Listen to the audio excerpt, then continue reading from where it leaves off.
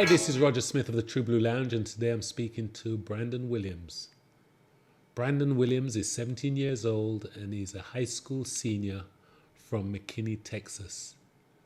Brandon is an aviator. Let's speak to Brandon. Brandon, how you doing? I'm all right. How are you? Good, good, good. So, I've got some questions. I just want to just jump into it. So, Brandon, what was the exact Mhm. moment you realized you didn't just like flying, you wanted to fly? It's actually funny. Well, I wouldn't say there's one specific moment that I would point to that's like, oh, now I know that I have to do this, right? Throughout my life, I've always been surrounded by planes. Like my dad's Jamaican and my grandma lives in Jamaica, so we would fly to see them often. And I've always been like the guy that's sitting in the window, staring out into the clouds, like trying to see the wings and the engine.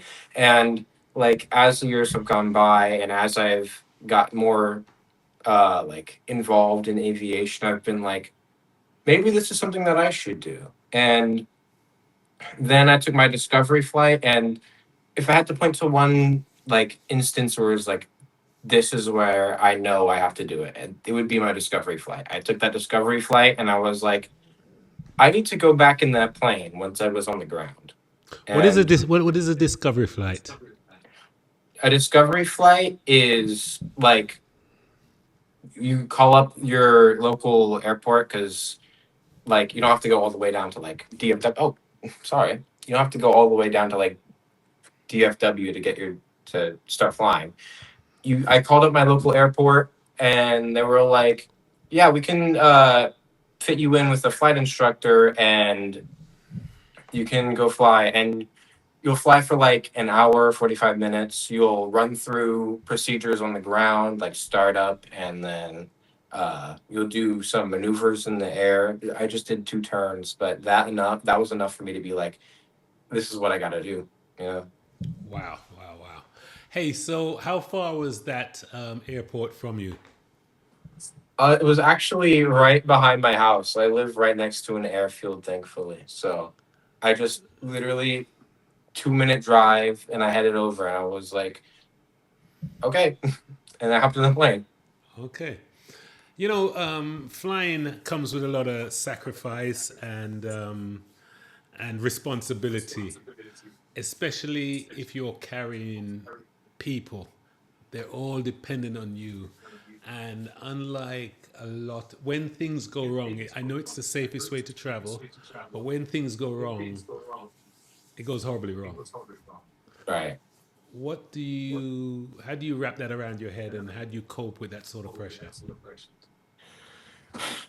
Um, as a pilot, especially for airline pilots, right? Because it takes a long time to get there, like at least 3 years of flying. And like when you become a pilot, right? From the very beginning, you're training in accident avoidance. It's not like, well, okay, partially it's how do I fly this plane, especially at the beginning, how do I fly the plane? What are all the procedures I need to go through? But like eventually, especially for private pilots, which is one of the first licenses you get, you start training what to do in an emergency. Say your engine goes out, right? And when you do that for the amount of time it takes to become an airline pilot, which is you have to fly for 1,500 hours, like eventually you're going to be in that situation where it's like, oh, something's gone wrong. Now I need to solve it. And especially like you're going to be trained by whatever, I'm going to be trained by whatever airline I get hired to.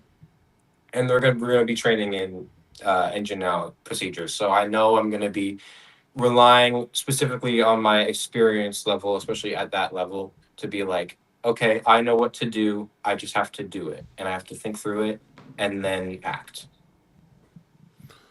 You know, from my point of view, I always think to myself, what do you when you think about the discipline that's required to be a pilot, what do you think you have, or do you think you have those skill sets? Well, I haven't experienced it, so I can't know for sure, of course. But um, being because I've done things that have taken a lot of discipline from it. Like I've done marching band, I've done winter guard.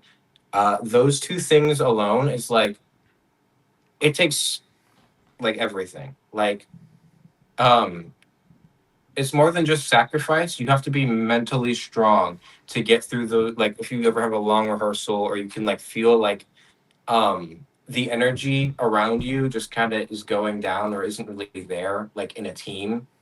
It kind of brings you down and you have to be that person to be like I'm not going to let this stop me from having that perseverance to get through whatever I need to do for that day, or not just get through, but to thrive in that day. And I feel like that takes a level of discipline that I feel like could help me with flying and getting through my training. You know, I always think about the doubters, the people that probably said to you, "Man, it's expensive. Why, Right. why? Everybody wants to do the normal stuff." How do you overcome them and do ride in your own lane, stay in your own lane, and do what Brandon wants, and don't make the influence because it's obvious talking to you. It's not like you were seeing someone do something and you thought, "Oh, I like that." This is Brandon wanting to do this. So, how do you get over all the doubters? You know, I actually I think at one point I was my own doubter. I was that person that was like, "Oh my gosh." Like I saw the price tag that came with training and I was like, "Oh my gosh. How am I going to get to do this?" Right? And I was stuck with that for a while because it was like it kind of humbled me because it's like how am I even going to start? But eventually I realized that like if I just keep focusing on the negative of like, oh my gosh, it's gonna cost this much money, then I'm never even gonna get started and I'll never even have the chance to try. And so I feel like getting past like especially things like if you're self doubting, that's like that's the biggest kind of doubt. And getting past that is the first step. And for me, that just took like not focusing on the bad of it and focusing more on the like how am I going to solve this and how am I going to get past it. And once I got rid of that because like every career is going to take some kind of sacrifice or especially like monetary sacrifice, say if you want to go to college. And realizing that, I was like, I'm not alone, right? Like there's people that I've also gone through this before, so it's not just like oh, I'm alone. So I'm not alone, and also I can beat myself and my own doubt. And so all these other people, it's like I don't even care what they have to say. Okay, I'm gonna change this up a little bit. So, have you ever thought about running a channel? Brandon goes flying. I know it's uncomfortable if you've never done it before, but imagine if you were able to inspire younger Brandons, the 8-year-old, the 9-year-old. You may be at, don't get me wrong, you're not the only kid that's flown, but you may be able to inspire someone. So imagine that's one thing I thought you could do. And another thing is a GoFundMe, because at the end of the day, Mhm. you do a GoFundMe and says, "Hey, help Brandon fly. Here are my channels." It's a nice start. And don't ever think when you think of GoFundMe's and stuff, never think that I'm your your you're begging for help sort of thing, because what normally happens is once you get to where you need to be, you'll be surprised what an influence you are and how you give back. Do you see where I'm going? So Yeah, no, yeah. a lot of people don't don't think about that. So what are your thoughts about that? I okay. I actually watch a lot of like flight vlogging, especially like okay. My first flight vlog, I was scrolling TikTok. I'm not gonna lie, and I come across this lady that's like super cheery, and I was like, dang, that's like awesome because it's like you get to spread the experience of aviation with the internet, and I feel like that's amazing. And honestly, I might have to look into it because it's I watch a lot of flight vlogs, and I wish there was more aviation content out there, especially to like not to appeal to a younger audience, but to like inspire a younger audience to get into it. Because I feel like, or at least for me, I feel like aviation right now kind of feels like a look and watch. It's not like an active participate, which I hope that changes in the future. And if I can help do that, then by all means. What sort of simulator software do you have, and what sort of platform are you playing them, or I shouldn't say playing them. When you use a simulator, it's not playing it, is it? Right. So you tell me It's the right word to use, and what simulators are you using? um well, I mean it's a simulator, right? You're simulating flying. Uh I have Microsoft Flight Sim, and I don't have like all the extra DLCs, right? But right now I'm actually using like a I think it's a Boeing style stick, or it's like, I'm using a side stick. I'm not using like um a flight yoke right now. But uh generally, like, I just over here my free time, I'll like load up Microsoft Flight Simulator, go through like, or I go through the little bit of procedures that I know because I'm right now I'm doing ground school. I haven't actually flown yet, but that's what I'm working with. What do you think the character you have to make 100 people feel good? For sure, I feel like the biggest thing is just the confidence of it all. Because say someone walks in a plane, right, and then your pilot is stuttering on the mic, like, "Oh, I think we're gonna uh, take off shortly." Like that's not gonna inspire confidence, especially in like some passengers and some customers. So confidence is a big one, and then being able to just be like lighthearted and funny, because like what you're doing is serious, but you also have people there for travel, for fun. Like it's a completely different level. People traveling versus people versus you're flying the plane, but you have to kind of get past that, and then maybe joke around a little bit, and then get straight back into the work that you're doing. And I feel like that will always put, especially when I was younger, because I used to like be super afraid of flying, because especially because of depressurization, and like my ears would always hurt. But hearing but if I ever heard like the captain tell a joke or something, now I'm calm. Now I'm like, oh yeah, this is light, you know? So you've been on those flights where the captains kind of done that sort of stuff. Yeah, Okay, that's cool. it's nice to hear. So picture yourself on your first flight. Brandon's the man. You've got the big job, and they've given you the shiny steering wheel. Sorry, I'm calling it a steering wheel because I I'm that guy. I don't know. Yeah, they've given you the get it. steering wheel, and you look back, and there's 300 people out there. Yeah, Mm. what goes through Brandon's mind? This is it. This is it. What's going through your mind? For sure, there's gonna be a feeling of like, I'm here now. Like I made the job. Like I did the thing that I've been working for probably years to get to do. Um, but at the same time, it's like I'm at the job. I have to do the job, right? And especially for pilots, they're going through a lot of checklists, a lot of pre-flight, and you're kind of on a schedule there. Like you gotta get going. So for sure, it's gonna be like, I mean, I can't know for sure, but I'm probably gonna be like, hey, I'm here. Now it's time to get to work. And then I'm gonna be going through my checklists, making sure that everything's done and dusted, talking to passengers if they're like really friendly. Say someone like wants to talk to the pilot. Do you see flying as a career, or if you were just independently rich, say for example, you discovered something, you would just want to be a pilot so that you could fly yourself around, or would you like this to be a career of yours?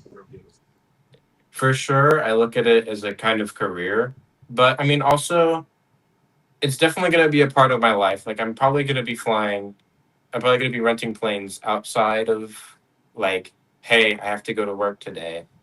But, like, I see it as both, right? Like, here's what I'm doing, here's my job. And then outside of that, I have the opportunity to be like, hey, it's a nice day outside, let's go fly. Or even like they host air shows, and there's some that are just like over in Florida, right? Now, can I rent a plane to go all the way over there? To be honest, I'm not sure. But being able to like have the opportunity to like, okay, I'm gonna stop at this airport and then I'm gonna head over to Florida, go to see this air show, see all these fighters, see all these like or see any like new technology that comes out, come back, go to work. Like it feels like a great opportunity both in my career and in my personal. Really good. I like how you look at it. But I mean, at the end of the day, you won't even want to fly commercial anymore. Once you get your license, you're like, "Hey, mom, dad, let's go. We're gonna go Vegas," and they're gonna be like, "Vegas? Just meet me at Love Field at this time." You know what I mean? So that's just something nice to see. Mm. My last question for you, Brandon, is it's a double-edged question. What would you say to a teenager, a 13, 14-year-old that was interested in aviation? What sort of subjects do they need to pay a lot of attention to? And the second part of the question is, if you're a parent of a child that's interested in aviation, what sort of directions should they be looking in to help this child? For sure, I feel like especially for like young kids that might want to look into something like this. Physics is big, math is big. I'm gonna be doing a lot of math, and well, okay, it's not like super algebra heavy, I think, but like there's gonna be a lot of like compass reciprocals. So like I'm adding, subtracting 180. I got to get fast at that, especially if I want to follow like radio radio guidance. But physics, math, all big things in piloting. Um, I'm not gonna be like, oh, you need to go read the entire play of Hamilton, like, because you're flying planes, and but you should pay attention to like every subject. I feel like, but math and physics is big. And then as for you said that I needed to, or what parents need to look at. Um, oh, would you want to talk? No, no, no, no, no. I wanted to make sure. So this is the second part of the question, and I just want to repeat the question so you can think about your answer a little bit. But it's as a parent, my son, like yourself, is interested in aviation, but he's 12 years old. He's got all these airplanes around. This is what he's interested in. What sort of things could I do to help him with his aspiration? I mean, I think the biggest thing is just looking into flight schools and like looking around for, what can what can I help him what place can I help him start at? And because you can't really start without a flight school, right? But then on top of that, you also have to be like, okay, like financial what kind of financial assistance can I help him with? Because it's like it's not cheap. So flight schools, financial, or like and like how much they cost, and then on top of that, what's their availability, and it's mostly a matter of choosing your flight school. I'll be honest. Cool, cool, cool. Hey, I really appreciate you taking the time to talk to me, Brandon. I will say this: I have two friends that are pilots, Really. David Rigg and Marlene Smith. I went to school with. And what's ironic about this, as old Mhm. as I am, I only know personally two pilots. Think about that. I mean, personally. I don't know Well, anyone else that flies planes. that's kind of funny. I mean, do you really ask very often? I feel like No, I it's not just something be that gets brought up. no, no, no. I mean, I went to a popular high school in Jamaica, Mhm. and from all my crowd, there's only two pilots I know of. I'm not saying there's not more, but two that I know that I can talk to. If you needed to speak to someone, these are the two people I would say, hey, give these people a call. You know, Mhm. cool, cool. You Anyway, should Brandon, actually. Oh, sorry, no, no, no. You speak. Sorry, say, go on. I was gonna ask if you could like put me in contact with them. It'd be great. Oh, You know. most definitely. Honestly, I'm gonna send you their videos and I'm gonna send you their numbers as well. It would be brilliant, brilliant, brilliant. Awesome. Okay, that's all. So Brandon, really appreciate you taking the time talking to me. I really enjoyed this. This is about, it's amazing. You know someone, but you don't know someone until you're in this forum and you say, I'm gonna speak about this with this person. You know Right? what I mean? So, thank you very much for your time. Okay. Of course. All right. Cool. Cool.